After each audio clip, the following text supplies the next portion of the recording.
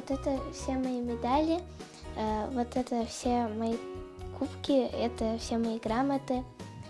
Самое значимое для меня вот это. Я ее получила в Петербурге.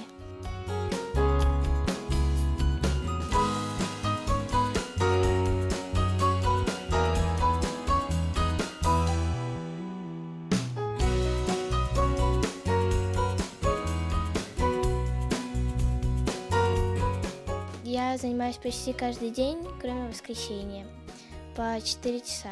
Самое сложное, конечно, владеть предметом, потому что он может выскользнуть в любой момент.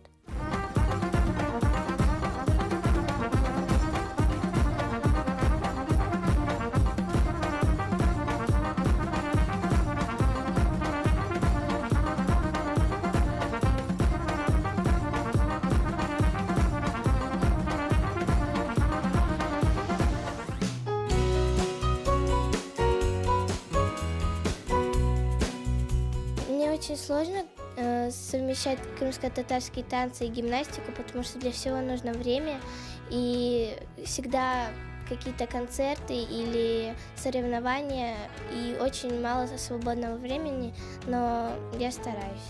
Мне нравится совмещать крымско-татарские танцы и гимнастику, потому что потом получаются интересные постановки.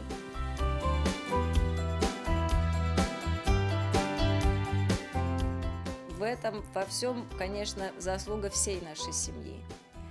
И папы, и бабушек, дедушек, всех. Нужно всегда помогать своим детям реализовываться, помогать выразить себя, найти, в чем у него особенности, таланты и развивать. У нашего крымско-татарского народа очень много талантливых детей.